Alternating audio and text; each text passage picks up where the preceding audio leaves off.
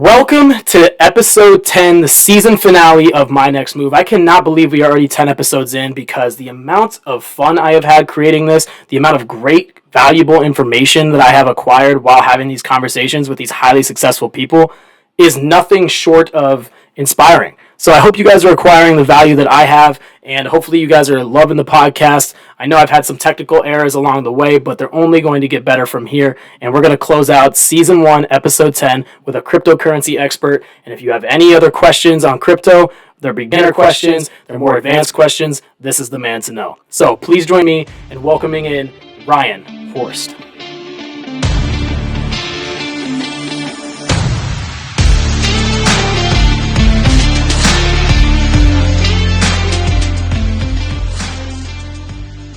Ryan Horst, thanks for coming on the show, man. I have so much respect for you, and I'm so happy that I got to meet you. I've had such a good time since I was able to meet you, I think, 4 months ago at some point?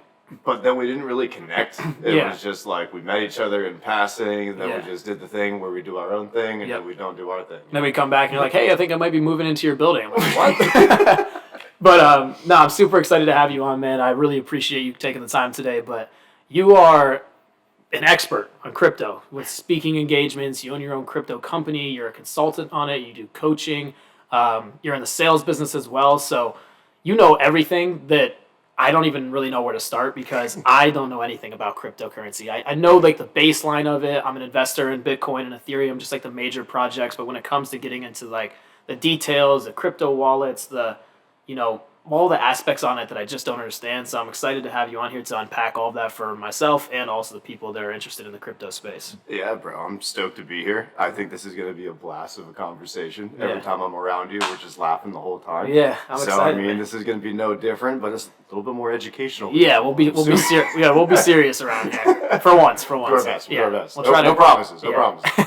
But yeah, man. So before we get into the crypto stuff, I want to learn a little bit about you. So like, where are you from? How did you kind of get started? Like the whole 9 basic conversation to get started. Yeah. So I'll try to keep it a little bit short. So I was born over in just south of Clearwater. Okay. And then went to college over at USF Tampa, and then graduated with a degree in biomedical sciences. Wow. I was going to go off and be a doctor, but then I shadowed a doctor, and I was thinking, is this going to give me the ultimate life of my dreams? Yeah. And I firmly believe that if you're not moving in accordance in life with a direction that's going to give you your ultimate life, then what are you doing? Exactly. Personally. That's just my take on it.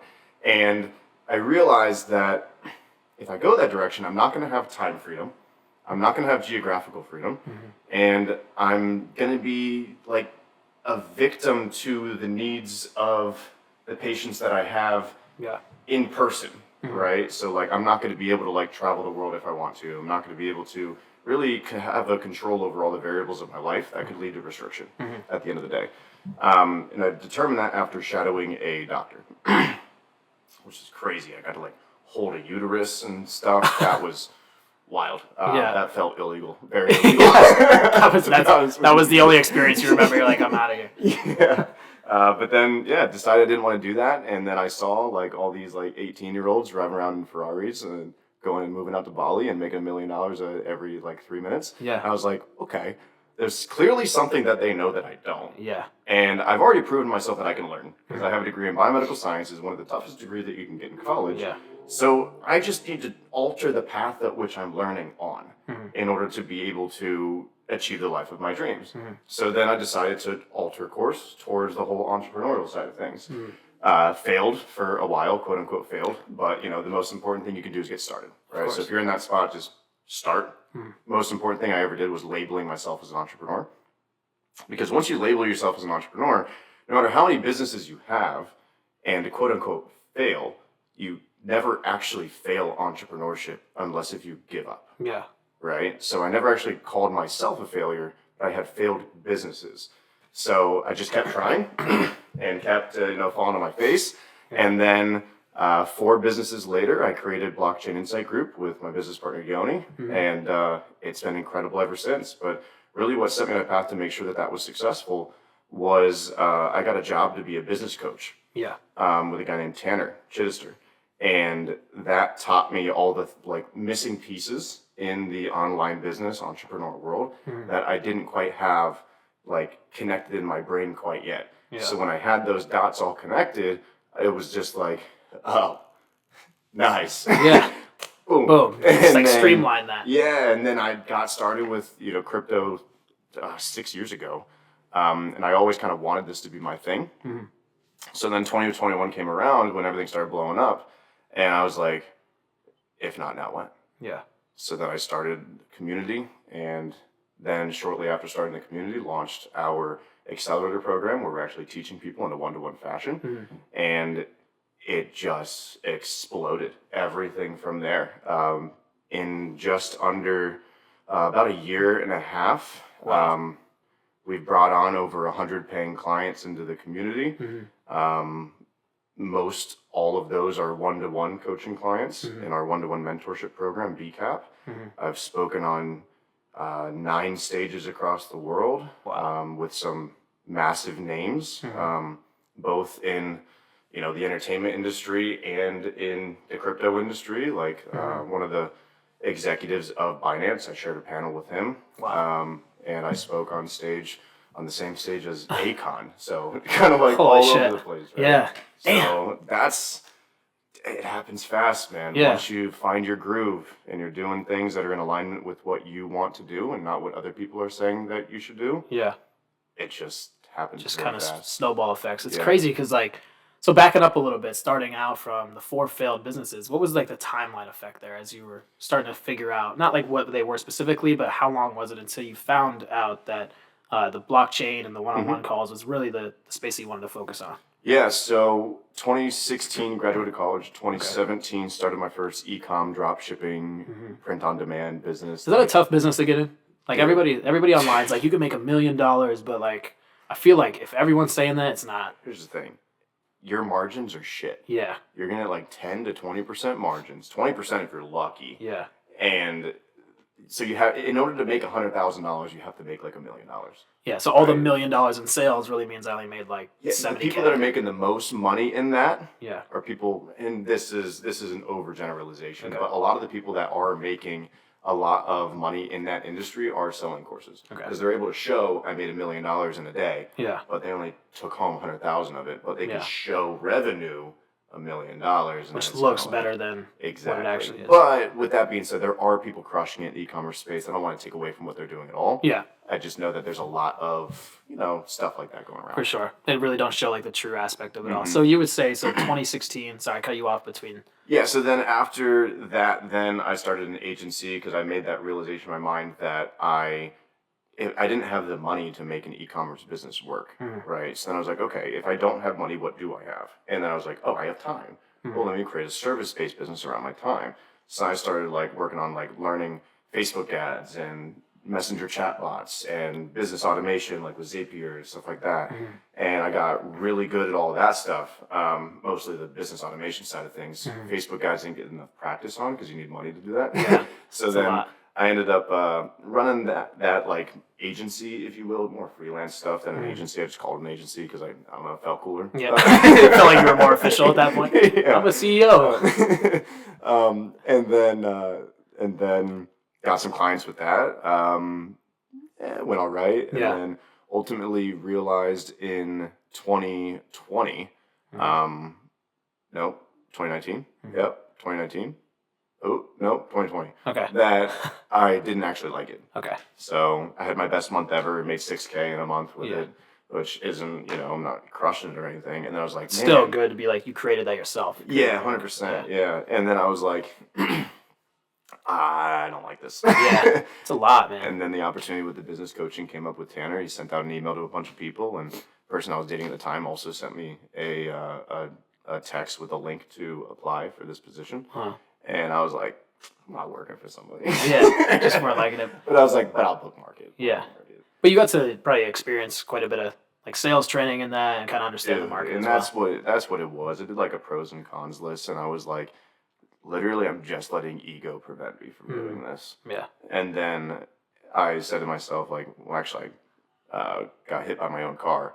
And then Wait, what? yeah. So I was like, there was a like a very important moment in my life where I either needed to move over um, Las Vegas Okay. with the person that I was dating, or not. Okay. Two very like opposite Yeah. ends. And that's to stay in Yeah. Florida. You're still in Florida all this time? Yeah, Okay. yeah. Well, I did live in California for a little while over in LA, Okay. but that's kind of separate from this whole thing. But Mhm. so then when I got hit by my own car, which happened because I needed to get new wheels put onto my car, Yeah. so that I could drive across the country pretty much, Yeah.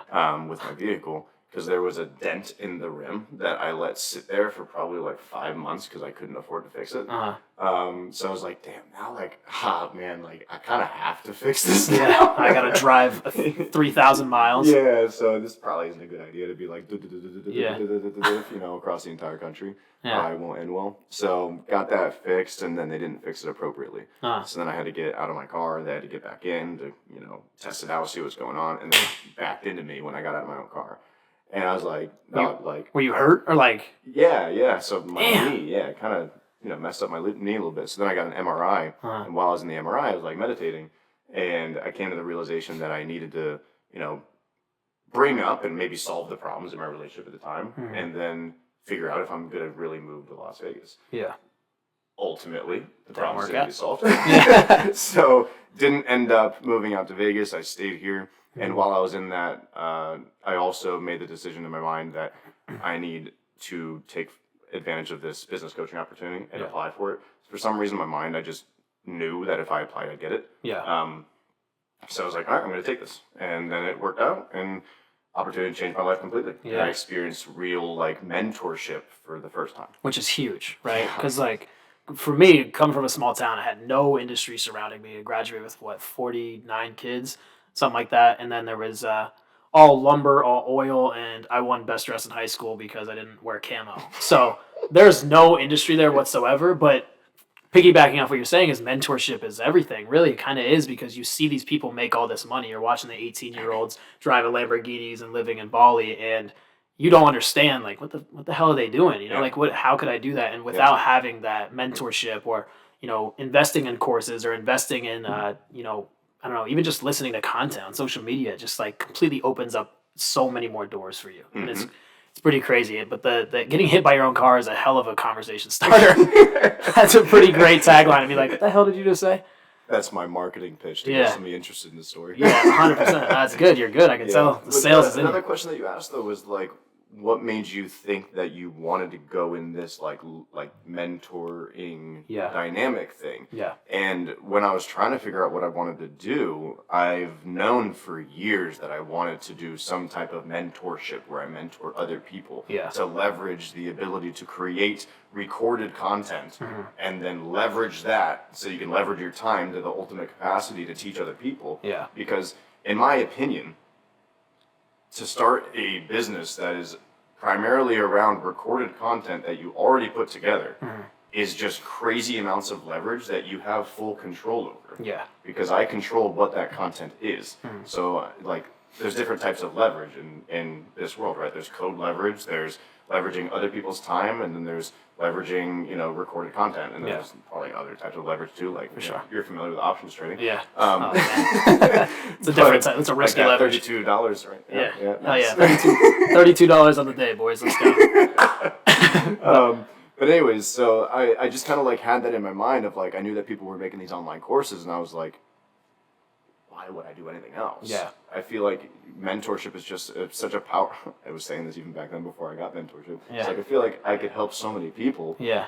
That in my lifetime, that like if I can just create videos that helps me help more people more efficiently, but then I also can make more money off of it. Yeah, it's because huge. I can leverage my time more effectively than just like being a teacher in like or a professor in a college. Like that's not very leveraged time. Yeah. So it's like a two-part process there. You're making the money, but you're also providing the value, which is it doesn't feel like you're doing anything like I don't know. I see people all over the internet. They're kind of seems like too scammy. Like try to teach them that they can make $1 billion, but if there's like real value in whatever you're promoting somebody and you can make good money off of it, like that is like I feel like that's the entrepreneur American dream right there. Absolutely. At that point, so making a difference. Yeah, for sure. Okay, so take me through after the sales job, what kind of led you into like, okay, I'm gonna create this with my business partner, and ultimately led it to scale? Yeah, so it wasn't actually a sales job. It was a coaching. Coaching job. Okay. Yeah, Oh, so you were a coach. You I weren't was a actually like coach. helping. Okay. So I was mentored in how to be a mentor Yeah. to the students that joined that mentor. Oh wow. Okay. So you got a lot of experience being a coach. Yeah, Okay. so that like makes sense. because those who teach learn the most. Yeah, Right. yeah. So right after that, I got that December 2020, Mm-hmm. and then I messaged two of my friends, Yoni and John. Mm-hmm. It was I think February or March, somewhere around there. Right before and the I wanted crash? to start this thing. No, wrong year, 2021. So it was 2021. like as everything Okay. was going up.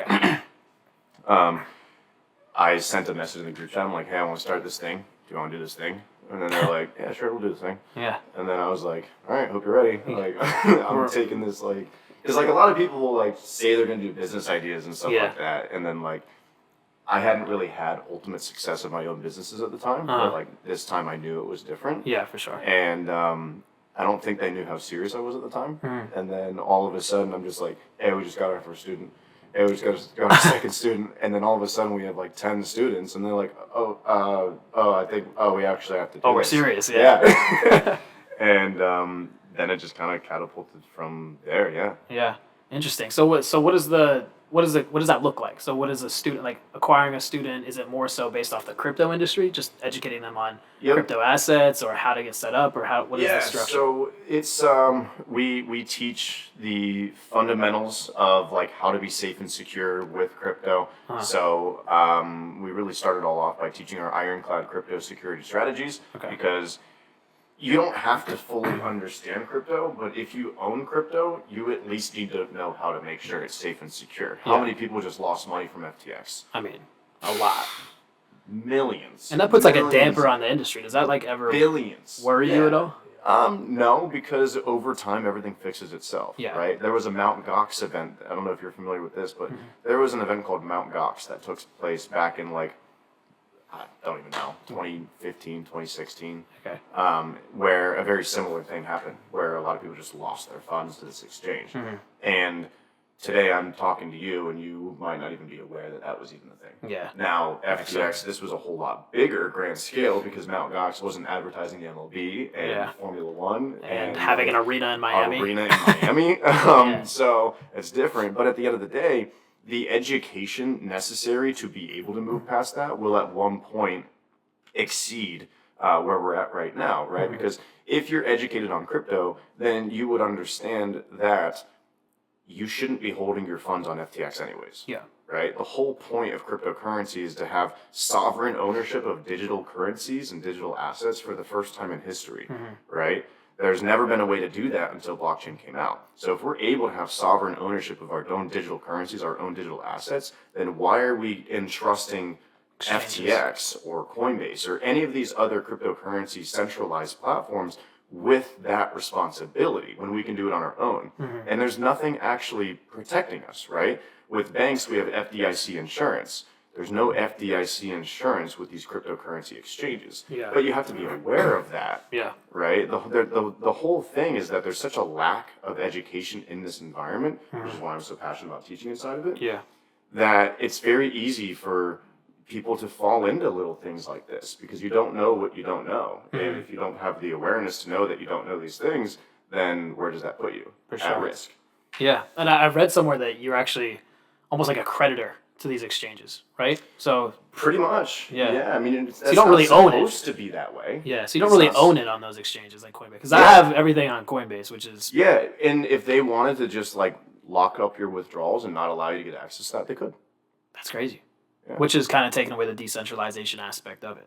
The entire ethos of cryptocurrency Yeah. is taken away when you hold it with Coinbase and anything like that. So the whole FTX collapse has really nothing to do with crypto. It's just Nothing a to do fraudulent with it. guy that Nothing to do stole with, people's money. nothing to do with crypto. Because it doesn't take away like what the mission is, what it was created for, the decentralization. We It's were interesting. never supposed to hold our crypto with him in the first place. Yeah. You're supposed to hold it in your own crypto wallet. Like there's this term that's not your keys, not your crypto. And if you've heard of that and haven't known what that means, when you get your own cryptocurrency wallet, you get something called a set of private keys. Yeah. Those private keys are basically like your password to access your crypto wallet from anywhere in the world, as long as you can access like, some type of wallet provider or the blockchain code. Yeah. Right. Which isn't so easy, which is why we've had solutions like MetaMask and stuff come out. But if you don't own those private keys, then you don't have the ability to just have full control over your own assets, right? So like with you hold your crypto with Coinbase or FTX, they own the private keys to the wallet, not you. Okay. Which is why they have so much leverage. Holy Exactly. shit. Interesting. So do you mind like walking through the process of like getting your own wallet? Because I feel like there's so many different wallets out there, right? Yeah. Like there's Coinbase wallet, there's like, right? Coinbase has their own wallet, absolutely. or like can you get your own personal wallet? one? Yeah, well, definitely let's dive into that for sure. So important thing to understand with crypto wallets is that the wallet provider that you choose isn't that important. Okay. Because as long as you have the private keys, which another term is seed phrase. The seed phrase is a human readable, much easier to remember and write down way to get your private keys. Right, your private key is a long string of like random numbers and letters, but there's like certain words in the vocabulary or in this like dictionary for like crypto that's like recognized by all crypto and blockchain or something. It's kind of confusing, but you get a seed phrase, and that seed phrase is your private key. As long as you take that seed phrase, you store it in a safe place, then you can use that to log into your crypto no matter what wallet it is. To log into your crypto wallet no matter what wallet provider it is. So like Coinbase Wallet is a front-end solution that allows you to see the information and the data and the cryptocurrency that's stored on your cryptocurrency wallet. Okay. Trust Wallet, it's all front-end solutions. The actual crypto wallet itself is not held in Coinbase Wallet. Got it. It's just like your crypto wallet is like right here, and then you need like a looking glass to look into it. So you're using Coinbase Wallet for that. You're using MetaMask Wallet for that. Okay. So what you're able to do is take that seed phrase that is actually powering the security behind this crypto wallet and just import that seed phrase into a different wallet provider, and then you can access the same data for multiple different crypto wallet providers. Got it. So when you're purchasing it, you can't purchase it through the wallet. You have to, where's like the purchase? You know what I mean? So if that's like the magnifying glass to look into the wallet, I don't purchase it on my Coinbase wallet, right? Or can I? So some wallets have integrations with, purchasing providers, I guess you could call it, like MoonPay.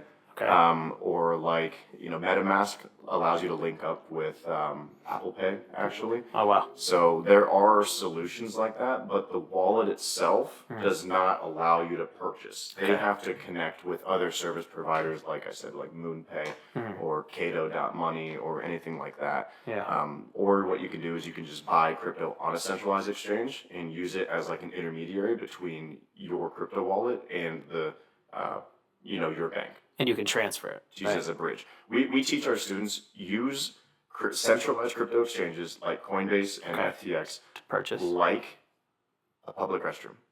Okay. Get in, do your business, and get out. Okay. So I can transfer everything I have on exchanges to a wallet. 100%. Oh, okay. It'll take you a minute, 2 Really? minutes, as long as you know. Yeah. And you use the wallet to transfer it to? Yeah, so what you do is there's two main components to a crypto wallet. There's the private key and seed phrase.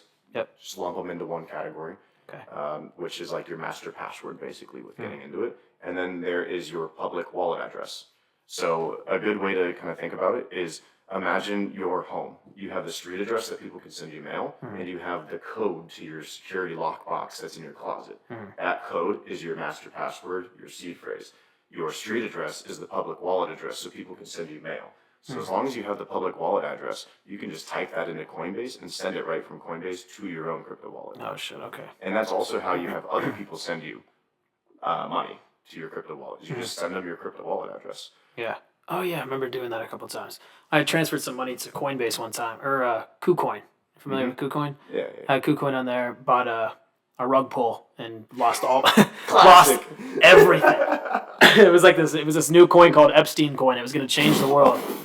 And so they said it was going to change the world, and it was supposed to fight against like human trafficking, but with the name Epstein Coin fighting against? I don't know. It sounds like they're making donations towards it. You know what's crazy is like I put like $1,500, $2,000 into it, thinking like, it's just like I'll see what happens. I look at it one day, it was like 18 grand after like 5 days in it. I was like, sell, sell, sell, sell. Why can't I sell? Then I literally ran, and then I logged back in, and then zero. I was like, how the hell did that just happen? How did you buy it? On a decentralized exchange? I bought it through PancakeSwap. I don't even remember, man. I forget what it was. It was on, I think it was on KuCoin, but it even made it to CoinMarketCap. Maybe it wasn't on KuCoin. I forget where I bought it. Yeah, if it's a coin called Epstein Coin, probably wasn't on. Yeah, usually those coins are found on decentralized exchanges because the restrictions to get onto a decentralized exchange are like non-existent. I think I bought it somewhere and then transferred it maybe so I could look at it. I don't know. Gotcha. I don't really, yeah. But regardless, they rug pulled me, and then ever since then I've been like, I'm going to stick to stocks and options and my marketing business, all this stuff, because I don't know what's going on. So I bought a bunch of Ethereum at like 2,600, crashed on me. I was like, all right, I'm just going to hold that because I need that back. Yeah. And I'm going to keep buying because my ego's preventing me from selling it. Yeah. So I've like, but the thing is like I understand like the innovation and the cycles of market cycles, and I understand that Bitcoin has its own cycles. And when there's something like FTX that happens, and realizing it's not directly correlated to the actual mission of cryptocurrencies, I'm like, this is when people buy. This is why people get rich, because they buy during these panic zones. They wait a couple of years. Next thing you know, you catch a bull run. If you're the panicker and you don't want to buy anything, you sell everything, realize you're lost, and next thing you know, you would have been profitable in about a year or two. Mm-hmm. It's like it's all about cycles. And Warren Buffett, as easy as it is, just buy when others are fearful or sell when others are greedy. It's basically it's as simple as that. It's a lot easier said than done, obviously, but it's just crazy. But when you have the education and the knowledge to like see past the bullshit, then it's a lot easier to do. Yeah. Right? Because like honestly, fundamentals of crypto technology are going like this. Yeah. Developers are still building. That hasn't stopped. Everyone's still building in the space now more than ever. I just saw a video of like somebody on Ethereum like coding base, and there was like thousands of people trying to develop these things. So it's here. It's definitely here and not going anywhere. But Amazon just announced that they're working with NFTs. Yeah. Oh, that's another space. 99.9% of people don't know that. Yeah. I don't know that because I feel like the media also hinders a lot of the crypto talk because of all the all the shit. They got to bury all the bad things, or they kind of want to pile it on there so the big guys can get involved, But when I see like, millions of dollars of order flow coming from JP Morgan into Bitcoin, it's like, this isn't a scam. Like the banks, the institute, people know that this is here to stay, but you see all the bad headlines and people trying to get out and all that other type of stuff. They steer you away from it, which kind of steered me away. But at the same time, I'm like, I know that this is going to be something. So I look at the charts all the time on stocks, and I can see like, it's just consolidating right now. There's that huge breakout to retest those highs coming, I don't know, soon, but, at some point. Bitcoin has gone from being worth pennies to being worth $69,000 at one point. So, and they don't have a CEO. Bitcoin doesn't have a team leading it to like do the marketing, to do any of that. So it's like reached a market cap of like higher than Visa. Yeah. Like higher than some of the biggest companies in the world with no team that's actually guiding the ship. That's crazy. And like when you think about it that way, that's nuts. Pennies to $69,000. Do you think that if this was even potentially a scam, that would be possible? To be in like the top like 20 for market cap of any business, anything in the whole world? I mean, that actually just blew my mind because I didn't even think about like there's no team that like there's no marketing department. It's just kind of like been this adopted almost like project, which also makes it so much more sustainable. Yeah, because now the whole world is collaborating together to make sure that this is successful. Yeah, which also eliminates some of like that super important variable of human error. Yeah. Right? Because human error is a very important deciding factor in the success of an actual business. And if the ship is being guided by a few people, then the risk of human error potential is way higher. Yeah. But if the same responsibility is distributed to everybody in the world, then where's the risk for human error to make this project go wrong? Yeah. It's not there. Yeah, that's crazy. Because even like Jack Dorsey, Kathy Woods, Elon Musk, they didn't all quit their job, but like Jack Dorsey completely sold Twitter to step away to focus on cryptocurrency. Like And he's he like, just launched a decentralized version of Twitter called Blue Sky. really? Yep. It's literally on the App Store right now, Blue Sky Social. Man, it's like it's crazy because like it feels like we're there, but we're not even close. You Not know, even close. like so early. And the more you learn about it, the more of like this thing's just getting started. Yeah. But when you see Bitcoin at 69,000, even 25,000, you immediately think, oh, I'm late as hell. Yeah. But the more you learn about the technology, the more you see like there's still inconveniences when you're working inside of the decentralized world that are clearly like low-hanging fruit for fixing the user experience that you notice. And whenever you see that, that tells you how early you really are. Yeah. Right? Like iPhones, right? Back in the day, used iPods, the iPod Touches, they used to not have speakers on them. Yeah. Right? So it was very obvious to see what the next step in innovation was, which was, well, why don't they just put a fucking speaker on this thing? So I can talk. And then they do. Yeah. And they're like, sick. That just iPhone. happened. Yeah. So like, we're early enough to where there's no brainers like additions and innovations to be made in the crypto space, but people aren't aware of what those new like innovations are because they're not using crypto. They're not using DeFi. They're not connecting wallets to different websites to like use smart contract technology. They're not doing that. So they're not able to see what the next steps in innovation are. Yeah. And when you're not able to see what the next steps in innovation are, it makes it very hard to predict what's coming and to know what projects to move into. Yeah. And it becomes like, dude, once you're like using this stuff, it becomes so obvious. When a new technology comes out that's literally solving a problem that you have using the technology, you're like, oh, that's going to fucking blow up. Yeah. So we jump into it, and then it does it. And then we're like, well, that was obvious, because now we need that solution in our day-to-day operation of utilizing this technology. For sure. So, wow. So smart contracts I want to get into, but I want to ask one quick question. So what would you say, is Bitcoin kind of like this, the overarching of, because like it's ranked, right? So like by market cap. So Bitcoin, then Ethereum's number 2, and then I forget what number 3 is. Was it like I think it's USDC. USDC, something like that. So like, USDC what do those stuff. levels entail? So Ethereum is like, kind of like, it's like is it a platform that hosts the smart contracts, and Bitcoin's kind of just like the, almost like the I don't even want to say Federal Reserve, but kind of like the government of it all, you know? No. So Bitcoin and Ethereum are completely separate. Yeah. They don't intertwine at all. Yeah. The only time that they do intertwine is when you put Bitcoin onto Ethereum by wrapping it and making wrapped Bitcoin on Ethereum. So it's a usable ERC20 token derivative of Bitcoin, which is a whole other thing. Wow. Yeah. Okay. It's like rocket science. But but basically, they're separate blockchains.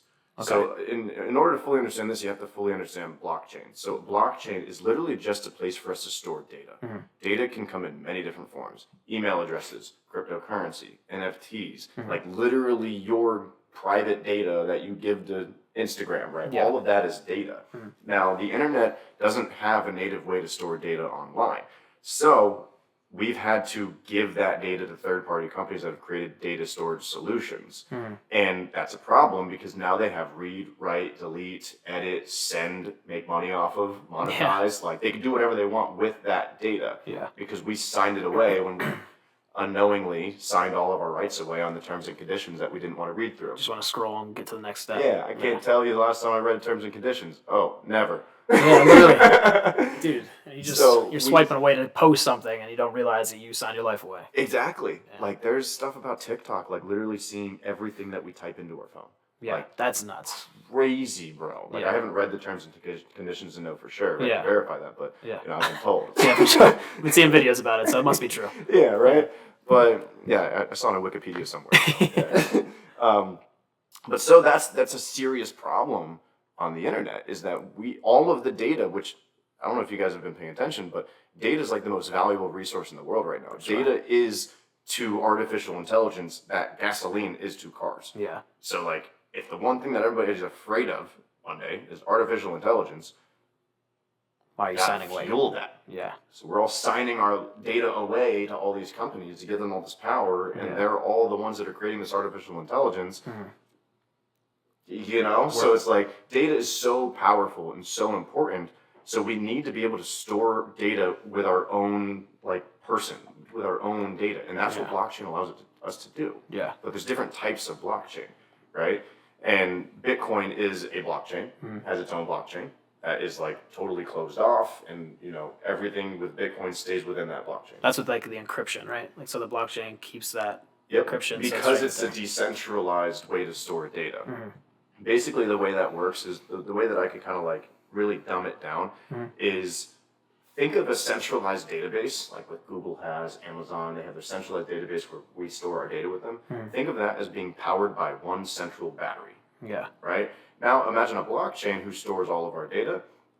They store all of that data by leveraging batteries spread out all over the world. And you can have your own battery, I can have my own battery, and we give our battery juice to this blockchain. And like the ledger that's storing all of the information, I have a copy of it, you have a copy of it, Uncle Sam has a copy of it, Dorothy down the road has a copy of it, everybody in the world has a copy of it if they're running a node, if they're running one of these batteries that powers this blockchain. Yeah. So what this means is that we can't just have somebody go and just edit the information that's on this blockchain because we all have a copy of it. Yeah. So you can't just, say, well, I'm just going to change this one thing, hope nobody notices. Yeah. Right? That is then broadcasted to the whole network, and then through the engine that powers the blockchain, so it's called a consensus algorithm. There's different types of them, just like how there's a V8 and a V6 and stuff like that for a car. We decide and vote together on if that is a valid, block to be added to the blockchain, so data to be added onto the database, if you will. So that is like kind of a quick overview of blockchain. Yeah. Right? No, that's good. Make sense? Yeah, that's good. I'm following. So that's why that's so important, is because that's the only way for us to store anything online that isn't fully controlled by a single third-party intermediary. So it's almost like decentralizing your own data too. Yes. It's Okay. the only Data way that you can actually own anything online. Yeah. Okay. Nothing that you currently own online that's not NFT, crypto, you don't own it. You just have access to it. That skin you bought on Fortnite, that gun you bought from Call of Duty, the movie you bought from Amazon, you buy it, but can you sell it? And if the answer is no, you don't own it. Interesting. You just have like access to it. And in a world that's becoming more and more and more and more and more digital, we need to be able to own the things that are digital in our lives, because our digital lives are being more and more integrated with our physical lives, and that creates a serious kind of choke point in my perspective, and a level of trust needed in these online big tech companies that I don't think we should be handing over.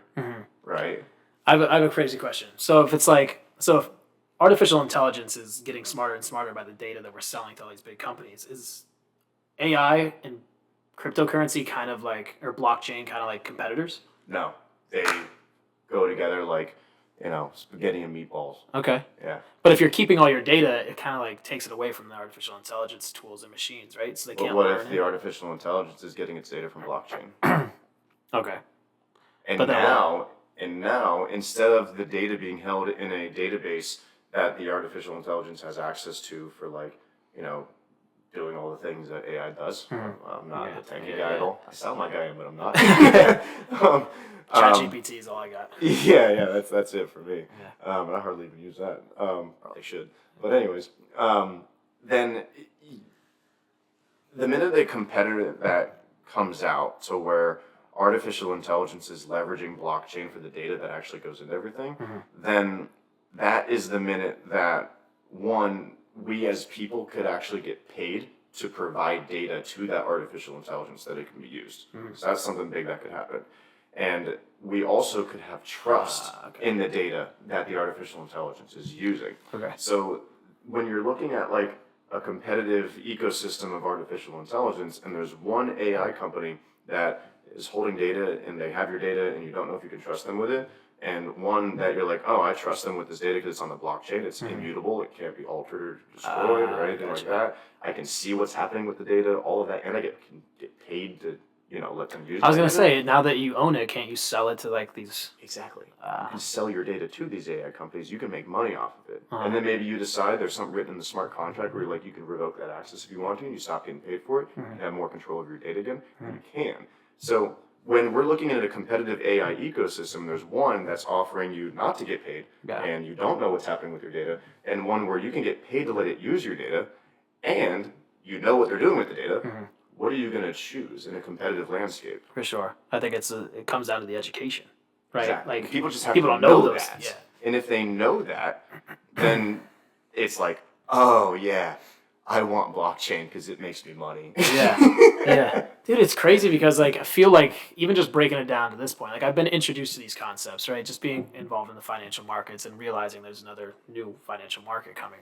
So it's crazy because I understand like the intro levels of blockchain, smart contracts, but when you boil it down this way, it's like the reason that there's these big fluctuations and so much fear is because people aren't educated on it. So they just pile into it, not realizing. I mean, there's obviously overvaluation. You can't just go straight up like an arrow. course. So when you see like these large crashes, it's just because there's like this new concept, or there's so many people pouring into a new concept, or just getting out of a new concept because of a bad news article headline, or like a bad guy that had fraud in the space. Like, it's interesting. So just touching on the smart contract aspects, Before you dive into that real quick, yeah. I want to touch on that cycle problem. Okay. Because what do you think causes that cycle? Emotion, right? Lack of education. Yeah. Because here's what's happening. Individuals are hearing, Sally from cycling class that says, you should totally buy Solana, it's going to change the world. And then you're like, yeah. Okay. Sick. Oh, it's up 30%. Fat button, fat finger buy. Yeah. You buy $15,000 of it. Yeah. And now you got 15 grand worth of Solana. And you bought it at the top. Because here's the thing. If Sally from cycling class is telling you to buy Solana, it's probably too late. Yeah. At least wait for it to correct itself, right? Yeah, so then what happens is then you buy something that you don't know anything about because Sally doesn't know anything about it, and then you get burnt on it, and then you're like, I knew this shit was a scam. Yeah. And then you it tell prevents you everybody. from learning it. Yeah. And then the next cycle goes up, and you're like, oh, well, maybe that was a real thing, and then maybe you decide to learn it. Yeah. So what you'll notice is that a lot of the people that got burnt in 2017, Yeah. when they saw the price start to go back up before, they had a thought in their mind that was like, wait, maybe this wasn't a scam. And there was some other people, of course, that were like, this is a scam. It's not going to, it's going to do the same thing again. Yeah. But the difference between the two people are the people that actually seek the education and seek to understand why it's going up again. Why we have thousands of developers working in a single room on the Solidity code for Ethereum. Yeah. Like, why do we have that? What do they know that I don't? Which is the main question that people just need to ask themselves. Yeah. Interesting. So, I mean, I kind of know the cycles of markets, like when there's fear, like when there's like an over demand or oversupply. So I kind of got lucky on QNT, Quant. So I didn't really know too much about it, but I saw the price levels. I knew a little bit about like intro level to it. So I might have heard it from Sally, but I just know when to like get it at those levels where it's like, oh, I can make a quick buck off this just based off of supply and demand levels, just learning charts and being a trader. But once I got into it, I got it at a great price, like 45, 50. Yeah. So great price, great average. And I've just been holding it because the more I read about it, I'm like, oh, wait, this could be like a really great investment for the long term. So it's almost better to do the reverse thing, like buy when it's being destroyed, if obviously there's people and still like a structure behind it that has, I don't know, motive or, I don't want to say passion, but it has, what am I looking for? Value in the future. So, yeah, I don't know, man. I feel like there's would you say that there's like altcoins you would stay away from most likely, or is it like an altcoin season? Would you? Yeah, there's definitely altcoins to stay away from. It's the ones that you do research on and you don't resonate with. Yeah. If you don't know what it is, don't buy it. Yeah. Right? And if you don't know what it is, then find out the things that you don't know and then learn it. And then try again. Oh, now do I know what it is? Oh, still don't know. Looks like I need to either learn more or just never buy it. Yeah. Right? That's the whole thing, is just don't invest in things that you don't understand. But there's also, since there's such a lack of education in this space, there's people creating coins that don't have any value. Like Epstein At coin. all. Like Epstein coin. Exactly. Yeah. I swear. It's A human percentage trafficking. of every single transaction is going to go towards, A victim. a victim of human trafficking. Yeah. Yeah, that's what So- they got me, man. They're baking in this fake utility, Yeah. right? Because that's the thing with crypto is like, take this cup here, right? Okay. So like, if this cup represents a stock, Okay. and this cup represents crypto, Okay. and what's inside the cup represents the value, a stock can only be filled to the brim with equity and perceived value around that equity. Yeah. That's what makes up the value of Yeah. It's stock. outstanding shares, right? That's it. All it can be is the perceived value of the equity. That's all that can make up the value of it. Yeah. Now, crypto you can have so many different types of value baked into this because a cryptocurrency and an NFT, both of them, they're literally just blank slates for businesses to be able to attach whatever type of value into it that they want. So maybe as a founder of a crypto project, maybe I want the utility for the crypto to be that's how you pay gas fees on my blockchain network. Oh, what's that sound like? Ethereum. That's what Ethereum is. When you use the Ethereum blockchain, you have a transaction that goes through, you have to pay in Ether for that transaction to go through. So when you buy Ethereum, you're not actually buying Ethereum. Ethereum is the blockchain. You're buying Ether. Okay. So that's a level of utility that's baked into that cryptocurrency. So in order to know if you should buy a cryptocurrency, you need to not only look at the tokenomics, which is like how many of the cryptos there are and like, all of that stuff there. Yeah. How many of them are going to be coming out in the future, stuff like that. You also need to look at like, how's this crypto being used?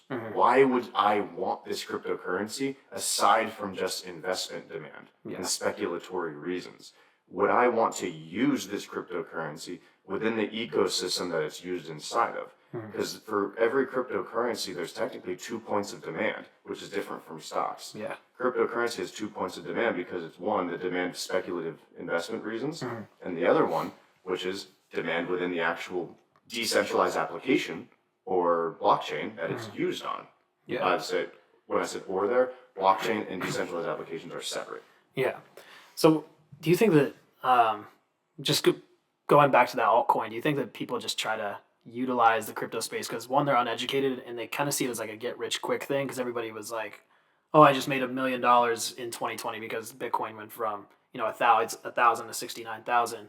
So I feel like when people aren't getting those like fat returns like instantly, they kind of hop out. Do you think that that's kind of like messing with the cycle at all because of the uneducation and people like view it as like a get rich quick kind of market? So are you basically saying that do I believe that the people making good returns in crypto are also preventing the space from moving forward and increasing the volatility? No, maybe that was a bad question. I think that maybe I'm asking do you think that that's like kind of messing with the cycle or still fizzling that out in the early stages where that people are looking at it as a get rich rather than all the concepts that are happening on the back end? Definitely. Definitely, yeah. Because the more people that actually realize the inherent value behind Bitcoin and Ethereum and all these things, the more people are going to be holding it for the more long-term reasons, right? Because if people don't know what it is, then the minute they're making money from it, they're like, well, I got to get out of this because I'm gambling right now, right? I just hit red. Yeah. Instead of, on roulette. So like I got to take my profits and get out of here. Yeah. Whereas if they actually understood the utility behind it and they see how Bitcoin is like a decentralized store of value, the first like real decentralized store of value we've ever experienced in all of humanity, that is also a neutral reserve asset and also has, properties that make it easy to transfer between people and all of that stuff there, then the light comes on and you're no longer like, well, I need to hurry up and sell all of this and then it goes up. I need to hold on to it for a later date. Yeah. And by the way, I want to recap. Gold is technically a decentralized asset as well because like nobody owns all of the gold. Like if I have gold, it's not like it comes from the earth. And you can always mine more, right? But how many people own actual gold and not like contracts for difference, CFDs of gold, which then brings in a third party intermediary that you have to trust. Of course. Interesting. I kind of feel like that's where I've steered my investment in Ethereum because at first when I saw it come from 5,000 to 2,700, 2,600, let's just say I threw 50K in there, I'm like thinking for a quick bounce. I'm like looking for that quick money, but as I hold it, and I know I'm probably being like conditioned to hold it because it's down right now, but the more I talk about it, the more I hear about it, the more I read about it, it's like this could just be like I might as well just sit on that for a long time and invest this for 5, 10, 15, 20 years. But then there's also the aspect of me is I'm looking at it as a dollar value, right? So if say it goes to 10K, that 50K ends up being worth, I don't know, at that point it'd be like 250 or something like that. So if it's at 250,000, I sell it. That's a great amount of money. That's a huge chunk of change to just put in the bank. But then it kind of defeats the purpose. You know what I mean? So like if I'm looking at it as a cash standpoint and I'm pulling out physical dollars rather than holding it for, the cryptocurrency, am I thinking at that in a different way? You know what I'm saying there? Because Bitcoin and the dollar are kind of like in a competition now. It's like kind of pushing it out. So if I'm looking for this investment to get money out of it, You see what I'm saying? Because Yeah, now it's like you want to because- utilize that Bitcoin Because in you the want to future. use it. I mean, Bitcoin, I wouldn't be, you don't really use Bitcoin. It doesn't have a utility inside of a decentralized application Yeah. or anything like that. The main utility for Bitcoin is simply just a store of value. Yeah. So, like a hedge against, eventually, a hedge against Eventually, the inflation Yeah. from like governments and whatnot. Yeah. Because there's no third party intermediary that can just like print more Bitcoin. It's at a cap supply of 21 million that can ever be in existence. Yeah. So it's extremely, extremely scarce. Yeah. It's also very divisible, so it can be widespread. Yeah. Because there's 100 million Satoshis in one Bitcoin, just like how there's 100 cents in $1. Yeah. But yeah, I mean, I still wouldn't just discount the fact that you can take profits on this stuff. Because at the end of the day, there's utility behind cycles. it. But like, you don't need $100,000 worth of Ethereum to experience the benefit of the utility of the Ether token. Yeah. You just need enough money to cover gas fees Yeah. and stuff like that. So I'd still, not financial advice at all. Please Yeah. consult your financial advisor. Good cover. But like I personally, like I'm still taking profits on my Ether and my Bitcoin and stuff like that because it's an early market. Like we're not at the point where like Bitcoin is like now stable because the whole world views it as a store of value. And one day that could be a case, but for right now it's not. So it is still a risk to just leave everything in Bitcoin, everything in Ethereum. For sure. Interesting. So what do the smart contracts entail? So like great question. That's kind of actually before we do that, what about staking? Yeah. Can we talk about staking first, or is that like a because staking is when you're holding. Let's go over smart contracts first. Okay. Makes more sense. Okay. So a smart contract is exactly what it sounds like, to be honest with you. So like just like how we have smart TVs and smartphones and smart fucking fridges now. Yeah. Right? Like, this is getting out of hand. Yeah. Like Why is my toaster talking to me? Dude, it's getting crazy. It's nuts how we can communicate with like your shit's machines. burning, dog. Yeah. We have smart contracts now, and they're contracts that are smart, right? It's literally like, what is a contract? A contract is a written agreement of if-then statements. Okay. It's conditional logic.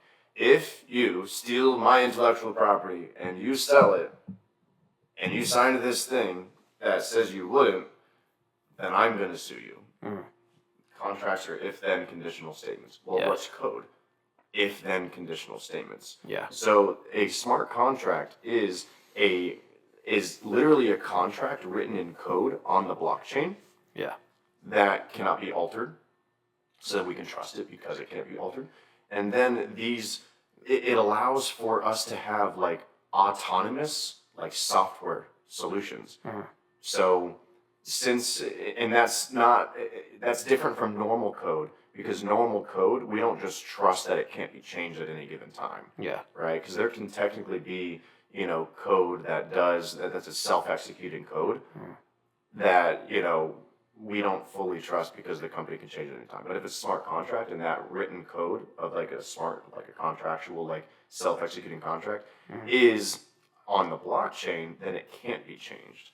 So now in agreements of the entire world, we all agree that we can trust this code to do exactly what it's saying it's going to do, to be self-executing and not governed by any single person, because the conditional if-then logic that's baked into this code is written into the blockchain, which makes it a smart contract. And everybody has access to that, so if anything's changed, they all get alerted that it changed. Yes, Got it. and it's open source, so we can just go and see the code to verify that this is a smart contract, is legitimate, and it's not actually siphoning data from me to sell off to big tech companies like Facebook so that they can alter things.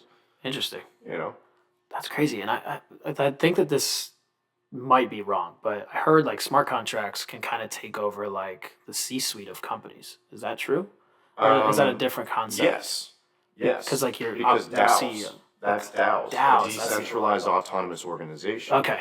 Which has relevance to smart contracts, but it's like smart contracts are just like a tool that allows for DAOs to operate. Okay. At the end of the day. So basically, like they're almost like mission statement, business model, like all within a contract. No, not really. Okay. It's more so like so a DAO is a group of people that are working inside of a business that execute on the decisions that the people decide on. So there's like community managers, there's like a shitload of developers, there's like all of those people necessary to execute on decisions that the community makes. Okay. Instead of there being a CEO and executive team that makes decisions, they outsource the decision-making process and new proposals for what the company should do to the whole community. Okay. So then what the community does is they make a proposal, and then everybody in the world that wants to votes on that proposal, and then and that happens through smart contracts. When you vote, you're signing a smart contract saying, yes, I do agree that this is the next step of the business. The next, we should roll out this feature with the company. We should do this new Instagram update if, Instagram was a DAO, right? Which would be super powerful for us it'd be nice. to vote on that. So that, if we don't want to move away from chronological, then, It's that was like this first step, really, of being able to control everything. Yeah. Was moving away from that. Yeah. But yeah, that's DAOs and how they relate to smart contracts. And then when the community votes on something, the proposal's passed, then the people that are working in the DAO, they just execute on those decisions. Interesting. So there's a lot more going on in the back end rather than just watching the price of the chart go up and down. So much. So much. It's crazy because it's kind of hard to unpack, but I think you're doing a great job organizing it. I feel like I'm maybe asking questions out of the order, but I'm really understanding more of the concepts behind it all. I'm sure there's a million more things that I'm completely missing Another out. thing is Wyoming was the first state in the U.S. to recognize DAOs as legal entities. Really? So you can form a DAO, a legal DAO in Wyoming, just like how you can form an LLC. In Wyoming, you can have an LLC that's autonomous, so you're not directly related to it. So say something happens and you're owning a real estate business, and say an injury happens, they try to sue the business, does not directly relate to you whatsoever. Isn't that what all LLCs are? No. So I'm technically an owner of a Florida LLC, but they can see my name on there. In Wyoming, you can't see your name at all. So it's only the business, so it doesn't tie back to you whatsoever, which is kind of, shady. But I don't know. Maybe it's funny that Wyoming did that. I don't know why that just reminded me of that. They're yo, scammers! Come on over. You want to fuck some people up? Yeah, seriously, dude, that's crazy. I'm trying to think. Is anything that I'm missing out? Is there anything I'm missing out on this space? Is it? So I think that a really good thing for the listeners to have a good understanding of would be how Ethereum itself. Okay. Right. So you own Ethereum, but can you tell me what Ethereum does for the world? Dude, no, I really can't. I feel like I'm a terrible investor in it, but I really the way I understand it is it's this network, right? That is a blockchain. Ethereum is the blockchain. Ether is the actual value, stored value. Cryptocurrency that fuels the transactions on the blockchain. Yeah, but there's so many projects using the Ethereum blockchain that's going to create these extra additional, because it's, I don't want to say dividends, but you get paid out for using that, right? So if you use their network, that's additional cost, and it kind of trickles down to them. So in order for the Ethereum blockchain to function, there has to be there has to be people called validators. Okay. Which are people that allow transactions to go through on the network, and when they process a transaction, they get rewarded in Ethereum for it, Ether for it. So that's kind of what you're getting at there. Which also means that there's a lot of passive income opportunities in the DeFi crypto space. Something we teach. So Ethereum, the best way that I can compare it to anything that the average individual would understand is a platform for developers to build applications on top of, right? Just like how you can build apps on iOS for the App Store. You can download them on the App Store or on the Android OS. You can build apps on there that we then use inside of our phones. You can build applications on the Ethereum blockchain. And the reason this is so important is because when you build an app on iOS, where does the data that is fed into that app go to? Directly into these centralized databases like Google and Amazon and everything there. But if you have a blockchain-based decentralized application, which is called a dApp, and that's built on Ethereum, then the data from that decentralized application that you're giving it with your inputs, right? So liking something on Instagram, just watching a video for longer than 3 seconds, 2 seconds to tell them what you like and what you don't like. That data is then being fueled and stored into the blockchain into your own crypto wallet, and then you can own that data. Yeah. So it's the difference between where the data is stored for these applications versus decentralized applications, and it's stored on the Ethereum blockchain. Okay. And there's tons of apps being built. Yeah, I was gonna say there's so many people using the Ethereum network, right? That's kind of like the main. They're like It's the main one. Yeah. It's what's called a layer one blockchain. So like the whole crypto ecosystem is really divided into different layers. There's layer one, which Ethereum is a layer one blockchain, which is like a baseline data storage center. Just think of it like that. And then there's other layer ones like Cardano, you might have heard of, or Solana, or Gnosis. Like there's a whole bunch of them. And then built on top of that layer one, there can be other things built on top of it. So like decentralized applications like Aave, Uniswap can be built on top of that layer one. Yeah. But getting even deeper, there can be layer two blockchains built on top of the layer one blockchain that process transactions and then settle on the Ethereum blockchains. Okay. Because Ethereum has the transactions per second is not the fastest. Slow transactions per second, and expensive. So solutions have been created, such as Arbitrum, is a layer two blockchain to be built on top of Ethereum, so that you can have very quick and cheap like transactions, but then they still settle on the Ethereum blockchain, which is a very secure blockchain because of how decentralized it is. Okay. The more decentralized the blockchain, the more secure it is. So when you see people talk about Solana saying faster transactions, like that's not going to put Ethereum out of business. But it's compromising on the security. Okay. Somebody like JP Morgan that wants to store their assets, their crypto or something like that, or their smart contracts or whatever on blockchain are going to choose a safer one. For sure. No matter how cheap and fast Solana is, they're still going to go over to Ethereum. They're cool with spending $100 on a transaction. Yeah, that makes sense. Interesting. And then applications can be built on top of that layer too, Arbitrum. Yeah. So it's like, So it see helps how it's like modular? Yeah. It's like Lego blocks. It's like DeFi Lego blocks is a term that's used a lot. Kind of like innovation to help it get better Exactly. through different layers. Yeah, Okay. and then it's a very collaborative environment because now like my app can work with your app that can work with this app instead of all the apps competing. Yeah. Like if I have my own app, my own decentralized application, I can utilize the currency exchanging that happens on the Uniswap decentralized exchange, and then maybe I also use the borrowing and lending that Aave uses in my app that just combines all the best of all of that. And then I have a super app that's using things that other people have built, and then they're working on developing these things, and I'm working on developing this thing, and now it's a whole team collaborative effort. That's Changes, dude, it literally changes the world. yeah, I'm blown away honestly by the process.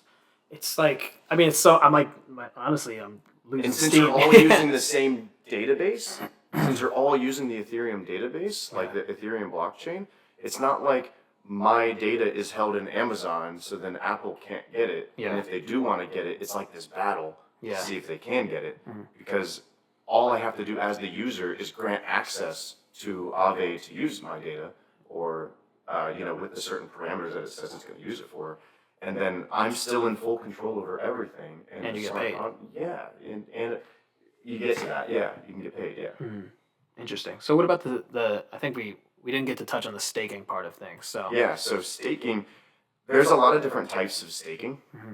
There's staking like proof of stake, which is where you are providing your cryptocurrency to validate transactions that are coming through the blockchain ecosystem. Yeah. And that goes back to the engine thing I was talking about, V6, V8, V12. Like, there's like the way that a blockchain operates is through the engine by which that allows transactions to go through. Proof of work, which is what Bitcoin does, which is mining, right? And then proof of stake, which is what Ethereum just switched over to from proof of work to be more energy efficient, is the way that you would stake for, to allow transactions to go through. Which I won't dive into all the specific mechanisms of it just for the sake of time. Yeah. But staking, that's one version of staking. Another version of staking is where individuals with a project might say, stake your coins with us here to get this insert value add here within our protocol. And it's basically like an artificial way of lowering supply of their coin while also giving you value in return for holding that coin and staking it. So that's another way of like putting the coins in like almost like not like escrow, but like in like a savings account that you can't take out for like 30 days, 45 days, or a month, a year, like 2 years. And in return, you get some type of value add from the protocol itself that the cryptocurrency was built to work inside of. Got it. So is it kind of like you're collecting almost like relating it to stocks like a dividend check by allowing it to work for you almost? Yeah. Okay. Exactly. So you can make money off of your investment. Because I don't do that right now. And I feel like I have a good amount of money sitting in there that I could be making. And so many people could be using their cryptocurrency that's just collecting dust over in Coinbase in these passive income strategies that we have. To just start making money with their money, just like you do with your dollars. Yeah. And they're just not doing it because they're not aware that it's possible. Not educated. I'm clearly not educated on it. You know what's happening anyways? Their crypto is being used by the exchange that they're holding it with so that they can do it. Because it's not in their own wallet. Right. Crazy. And they're making so much money off of that because there's so much money on these exchanges. Yep. Depends on the exchange. Some exchanges don't do that. Yeah. Some do. Coinbase is 1-to-1. Does that mean anything? So 1-to-1. I don't know. I saw. They just said it. They said it on a commercial, man. I was all in. I was like, yeah, no, I have Coinbase. I'm good, man. Yeah, we're 1-to-1. We're 1-to-1. I trust them. We're 1-to-1. I think that Coinbase put this thing out saying that they're not rehypothecating our money, which is just using it for, to make more money with. I don't know. But at the end of the day, you're just trusting them. Yeah, exactly. Right? They might be. It's a company, but again, they're humans and running a C-suite. It's not a DAO or a smart contract that if something changes in there, they're not going to alert you, right? So it's interesting, man. It's going to change the world, and I see it every time I have a conversation about it, and I don't think I've ever retained this much knowledge for it. You should start a company educating people. You should start a program where you educate people. Thinking about it for a few years now, man. I'm just nervous. Yeah. I think it doesn't work. Well, shit, man. So you make fun of me. So over 100 clients served, right? We'll leave all the education back. I appreciate all that. We'll let everybody else reach out to you if they want more. But so 100 clients served in your community, your coaching space. So what's next? Like, are you going to continue to build that? You're also involved in speaking engagements. You said you're going to move to Bali here pretty soon. You're thinking. Mm-hmm. So what's your I don't want to ask what your next move is just yet, but how's the community structured? How can people reach out to you? How can that all lay out? Yes, so we hold our community on Discord, which is huge in the Web3 space. So if you're going to be in the Web3 space, you need to have Discord for starters. So that's where we have our community built right now. We do have it structured to where there is a free section of the Discord if you kind of like test things out and get your feet wet. Then we have a pro version of the Discord, which is $100 a month. It's currently on sale at $50 a month. But I don't know how much longer we're going to do that for. It was kind of like a bear market special.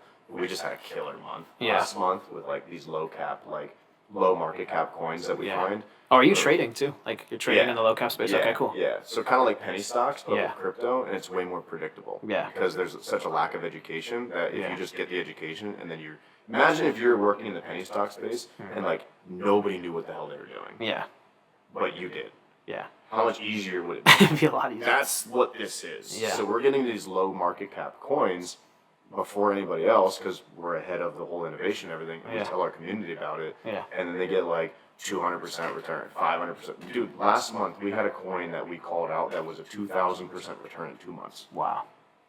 I said last month, 2 months. So. I'm gonna take advantage of that $50 a month special. I'll see you in there. Yeah. But so it's Discord. It's Discord, but the Discord is complemented by honestly, I'd say the one-to-one coaching program is complemented by our Discord. Okay. Because there's a lot of the things that you won't know how to do if you haven't gone through the program. Yeah. Right. These coins that are low market cap, you buy them through the decentralized world, right? So the DeFi world is where these opportunities are at, which adds another barrier to entry for people to get into. Yeah. So imagine if nobody knew how to buy the penny stocks that you're getting into, and then by the time that they do, 30 grand, they're already going up. Yeah. Yeah. Because there's a barrier to entry and there's a barrier to education necessary to know how to buy these low market cap coins. So we fix both of those for our students, and then they're able to get into them, and then they just freaking blow up. Yeah. That's crazy. But we have the one-to-one coaching program. It goes over the ironclad crypto security stuff. It goes over the fundamentals of blockchain and cryptocurrency. So fully explaining in far more detail than what this 1 hour long podcast has been able to do. Yeah. And because if you learned in this podcast from 1 hour, we have about 40 hours, 50 hours worth of content inside of it all, explaining everything in much more detail for the fundamentals of blockchain and cryptocurrency. And then we dive into our passive crypto wealth building strategies, teaching you how to do like liquidity pool mining to make passive income, staking. We have our endless airdrop strategy. We teach you how to like literally make free money, which is really cool. And then the low market cap stuff, how to find those low cap gems. And then we actually have active trading strategies too. So like our active crypto wealth building strategies, which is teaching you to support and resist all the stuff that you guys do with the options, support and resistance, Fibonacci lines. Got like a lesson about Elliott wave theory in there as well. Yeah. So all of that stuff there to take profits, stop loss, all that stuff. And All then, the trading principles. Yeah, and then we've got some tax stuff too because we have our tax accountant that we work with specializes in crypto, and his company actually works with Michael Saylor. So we had him come on, and he did a crypto tax masterclass for our students to really make sure that they know how to take full advantage of taxes because I'm not allowed to talk about it. Yeah. So I just had him come on and he did it for me. Yeah, easy. And we have that in there. So it's like literally A to Z, everything people would need to be able to take full advantage of the crypto space. Plus the Discord community for them to keep up with new things that are coming out. Yeah, I mean, it's with that price point, I feel like the value is more than there. With how much value is 40, 50 hours on top of what we've already covered in an hour is, I can imagine like how much more knowledge people would absorb from that. So you also do speaking engagements too. You said at the beginning of the podcast you've been in 9 separate places all over the world, all over the country. So can you talk about that a little bit? I'll be speaking in Estonia in May. Damn. Speaking in Dubai in October. I might be speaking in Arizona in June. I'm speaking in New York at NFT NYC. When is that? Next month, April 12th to the 14th. Maybe I'll stay up there. Is that like a Dude, we're gonna have so much fun. really? Is it like a membership and stuff up there? Like you have to pay for the conference to get into, I'm assuming? You don't have to go to it. Okay. These crypto We'll talk things, offline. like- yeah, we'll talk offline. Yeah. But like, there's so many like side events that take place. There's a lot of people that go to these conferences. They don't actually go to the main one. Okay. Yeah. Interesting. But yeah, it's the ticket to actually go to NFT NYC is like I think it's like $800. So Oh, it's man, like okay. pretty steep. It's pretty steep. But So I can see what I can do about get you in. For yeah, we'll free, talk. but- We'll talk about that. Yeah. What do you think about the NFT space, real quick? You think Dude, it's you think It's it's gonna coming change back? everything. You think it's coming back? Absolutely. Okay. Yeah, it's just the thing is that people were making NFTs that didn't have any value Utility, right? because people didn't. There's the knowledge gap. Yeah. Whenever there's a knowledge gap, people can come in and take advantage of that gap. Yeah. So not just So- like taking a picture of like a rock and it's gonna do well, right? Yeah, like there's a dude that was taking pictures of himself like hanging up at high places with his Vans, and it's called "Where'd my Vans Go" or something like that. There's something for like 27 ETH or something like that. And like there was no, I could be ignorant to it. There might be things I don't know, of course. But like from my perspective, it's literally just pictures of this guy up at high places that looks dangerous to get to, where he takes pictures of his Vans, and they sell for like 30 ETH, which Nuts. is crazy. So he's cashing expensive. out. Yeah, but at the same time, now it's become like it's like a name for itself now. To where like now it's just worth that amount because it's like an artifact almost. Like it's just like a pivotal thing that there might be more to it that I'm not aware of. So I probably should do some research before I talk about a podcast. Yeah. But Interesting. yeah, that's Because there's so much coming, like innovation much world. coming. Like there's so much, man. so much to get Like, involved in. And I feel like this is the age for people to really like. I feel like wealth building is everything, and there's so many platforms, podcasts, Instagram pages teaching people how to be financially free. And I feel like, or at least gain their financial literacy to help themselves in the future. So there's so much innovation out there that I feel like we're just getting started. And clearly, I don't know anything, but there's a lot working on the back end for the crypto space. But I know we've been talking for a while. I appreciate all the knowledge and everything. I want to talk to you more and more about it. I might have to get involved in the program that you have going on and everybody else as well, because clearly you know what you're talking about. But if there was one piece of advice for anybody that's getting involved, like just starting out or not really too sure about the crypto space, there like one thing that you could say to kind of like help them out a little bit just to gain that confidence back? Because obviously there's been a lot of headwinds the last 2 years with the economy, inflation, obviously the FTX collapse and all that type of stuff. Yeah, the one piece of advice I would give is when you hear about all of this stuff here, like FTX, just always know that there's two sides to this story. Is something important. And if there's this many people that are moving into a space and all the big, like Jack Dorsey leaving Twitter to work on the decentralized internet, like Elon Musk, like putting a lot of attention towards Bitcoin, and like when all these people are doing this that have clearly made way more money than you have, and me, right? Ask yourself the question, what do they know that I don't? Right? Like, that's a question that I don't think people ask themselves enough, is what do they know that I don't? Instead, they just take the shortcut, because our brains are, like, developed to take shortcuts in life. Right? We're always thinking of what's the quickest way for me to go from A to Z? What's the quickest way for me to blah, blah, blah, blah, blah, right? So then our brains do that. So if we have the mental awareness that our brains do that, then maybe if our brain's trying to tell us that crypto is a scam, it's actually just trying to prevent us from having to do the work to learn what it is, right? And that was a thought that I had back in 2017 when I found a video that was inside of a Chinese Bitcoin mine. And that video is walking you through this whole, like, freaking thing, I don't even know what it's called, but it's like this whole room, this massive warehouse that has a bunch of, like, GPUs that are, like, running to mine Bitcoin. And they said that their monthly electricity bill was like $80,000 a month. And I was like, that's a lot. Like, that for energy, like to mine this like invisible coin that doesn't make any sense to me why anybody would want it. But then I asked myself, well, if they're making enough money to afford $80,000 a month, they clearly are further ahead in education and like understanding of life than I am. It's like maybe they know something I don't. And then I was like, I should just figure out what that is. Exactly. And here I am on podcast talking about crypto. All because I had the curiosity to just ask, well, what do they know that I don't? And now I know the things that I didn't know back then. And now I own a company in crypto. Like, it's crazy. Life comes at you fast. Bro, just fucking be curious. It's crazy because people just have their own opinions off of what news headlines are saying. They don't dive into it, or like what somebody at the gym was saying, like Sally was, and told me to buy a quant. But it's crazy the amount of knowledge that is still to come, because it's still changing every day. I'm sure the industry is always changing. There's something to learn. You know? Bitcoin, this new ordinals protocol just came out to where you can now have Bitcoins on, or NFTs on Bitcoin. Which in my mind, when I heard that and I understand the space, I was like, how the hell? That doesn't make any sense. So you gotta continue to learn. These people are like just making shit up at this point, and it's working. And I'm like, whoa. But it's evolving NFTs like crazy. on Bitcoin. That's how people get rich, right? That's pretty cool. I don't know what that's going to do to the space, but I guess we'll find out. I mean, it's very different than like the old times. Like we're now in this digital data space, right? Artificial intelligence, technologies completely improving, innovating like crazy. So unless you're up to date on that, it's kind of like investing in like an Apple back in the 1980s, 1970s. It's like 100%. Just different. Like it's not just like a new structure. I think that's what might scare people away. It's not like a traditional company. It's not a traditional company that's building to scale. Yes.